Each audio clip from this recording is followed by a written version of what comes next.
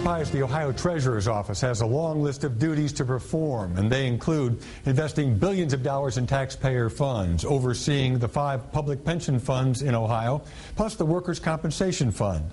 2 of the candidates seeking the office this fall include Democratic incumbent Kevin Boyce and Republican Josh Mandel. Mandel is an attorney who represents the state's 18th district in the Ohio House of Representatives. He's also a former Marine intelligence veteran who served 2 tours of duty in Iraq. My question is regarding the state pension funds. Existing retirees are very concerned about their current benefits and whether they're going to have to pay more to keep what they have. Existing employees are concerned as well on whether they're going to have to work longer to ever make it to retirement. What guarantee can you provide to these groups of dedicated public servants that their pensions are safe? Well, in the state of Ohio, we have 5 pension funds that have independent boards that are appointed by the state treasurer, by the governor, by the legislative leaders, and then there's members within those pension funds that are elected from within the membership. Those are the people who control the pension funds. So in the state of Ohio, the governor, the treasurer, the legislature, they can nip at the edges and can make some structural changes. But the reality is it's those pension board members who day to day are making the decisions within those funds. According to the Tax Foundation, Ohio has the 7th highest tax burden, and only 3 other states have a worse business climate than ours. What will you do to make our state more competitive, and what will you do to reduce our taxes? I agree with the premise of your question that because of our aggregate high tax rates, we're really chasing a lot of families and businesses out of the state of Ohio. And I will continue to be a leader as state treasurer, as I have as a state representative, when it comes to making changes to our tax code, trying to simplify the tax code, and also take a serious examination of the tax rates to make Ohio a more friendly place as far as taxation of businesses go, but also as far as taxation of families. As treasurer, how would you invest Ohio's dollars? I mean, clearly you're going to want the best return on investment, but are you going to look at local Ohio firms, minority firms? Tell me how you would build your strategy. The investment strategy I'll employ in the state treasurer's office is one that prioritizes safety, liquidity, and yield in that order.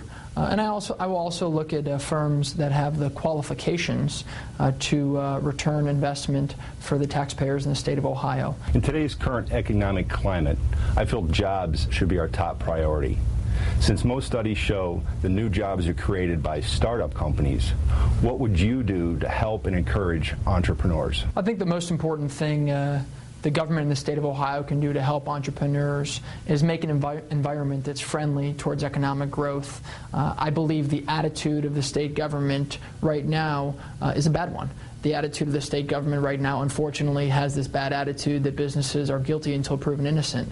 And to the contrary, I think the state bureaucracy in the state of Ohio should either get out of the way so entrepreneurs can grow their companies and create jobs, or at the least should have an attitude that within the bounds of the law, within their ethical code, how can they help businesses succeed in the state of Ohio today? What additional safeguards would you put in place to protect Ohio's public investments? The most important thing we can do to protect Ohio's investments is have good, qualified financial professionals with integrity managing the state's dollars. As treasurer, how do you plan to staff your offices throughout the state? Is it based on politics, or will it be based on a person's performance and proven skills to do the job? As state treasurer, I will staff the office with people who have integrity, people who have merit, and people who have financial qualifications. Could you please give me one concrete example of a way in which you've put the people before your own personal agenda? When I was a city councilman, I led the charge to reduce the property taxes in the city of Lyndhurst, where my wife and I live. And it was a big political fight. The other councilmen were attacking me, and it was very difficult. But I knew from hearing from a lot of constituents that they were having trouble putting food on the table, they were having trouble paying their bills, and they dearly wanted some property tax relief. And I took a lot of political arrows in the back and the chest and all over in order to drive the ball down the field in this property tax rollback, and we were able to give some property tax relief to the taxpayers of our community.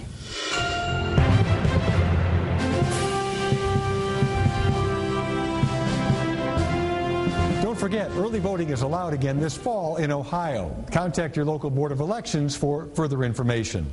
Tom McKee, 9 News in Columbus.